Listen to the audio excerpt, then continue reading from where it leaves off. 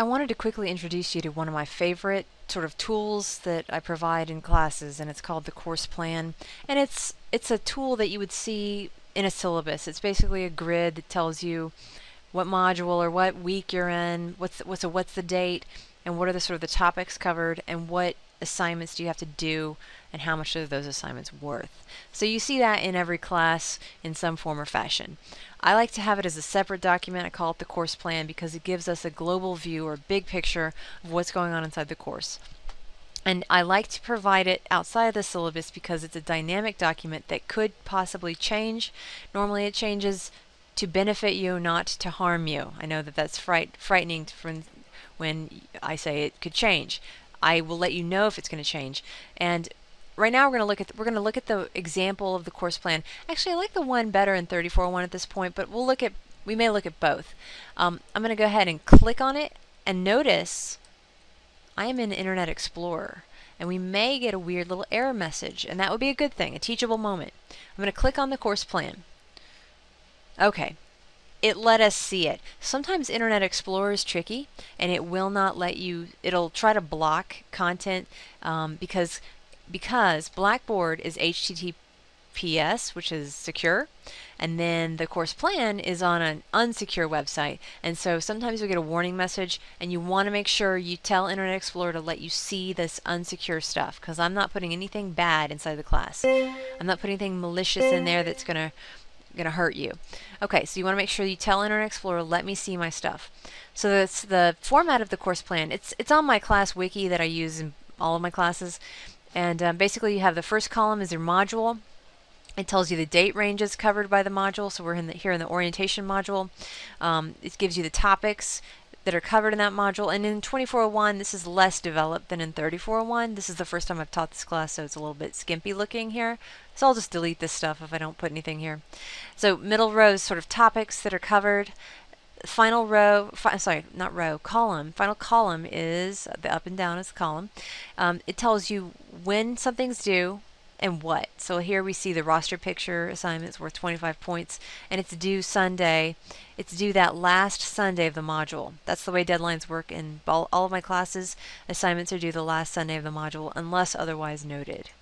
Also, if there's something else going on during that module, something of interest, I've added like if there's a face-to-face meeting, that will be noted there as well, that's happening during that module. And then I try to note, is this a one-week module, that kind of thing.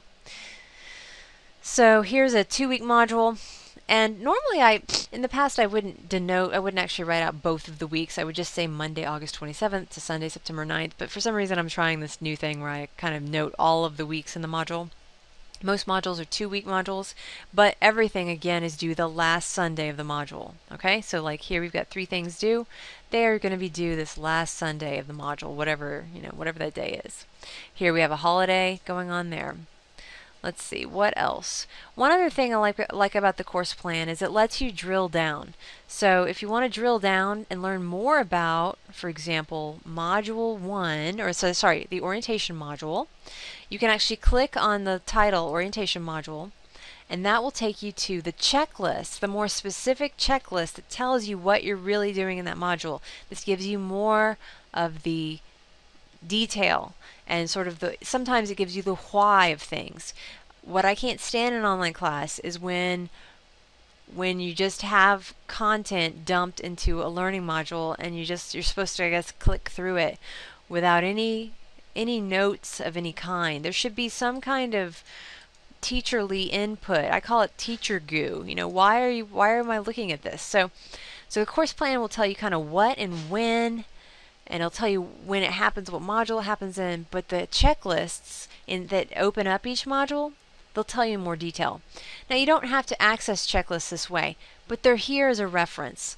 Checklists are actually accessed through the modules themselves. So for example, in the orientation module, and it works the same way in both my classes, so I'm in 24.1, but if you're in 34.1, it works the same way. Inside this module, here's the orientation module checklist that I accessed through the course plan that other way. So it's just another way to get at it. The modules themselves will contain the checklist, so you don't have to worry about accessing them through the course plan. That's not the way it has to work. It's just an extra way to get at it quickly to know, okay, what do we have to do with the roster picture? That kind of thing. So that's the course plan. You know, half or more questions often go back to the course plan. That's where I'll go to figure out the answer. And one other thing about it. Don't worry that it's done on a wiki. It's just done on the wiki because it's the easiest way to do it. There's no faster way that I've found. Not even I've used Google Docs in the past, but they don't work. And the Blackboard system is not easy to use. So it's easier to pipe it through this wiki. Don't worry about all this stuff on the right. You can explore the wiki if you want, but don't get worried about it. There's way more on there than you need to worry about. At the very bottom of the course plan, and I apologize for the hammering that's happening here in the College of Education, but I can't control that. I keep a record of any changes that were made. So like I actually made a change today on this particular course plan. So I'll tell you the date of the change, what it was, what it is now, and give you a quick explanation. And so also if I make major changes like change a deadline or remove an assignment, I will send out an email announcement inside of the course. So I never just make changes without letting you know. Again, changes normally benefit you. I may have said that in another video I made today, or may have said in this one, but changes I make in the course plan are normally for the better. They lighten your load, or they rearrange things so that they make more sense, that kind of thing. So the course plan is your best buddy. If you want to print her, I guess the course plan's a girl, I'm not sure.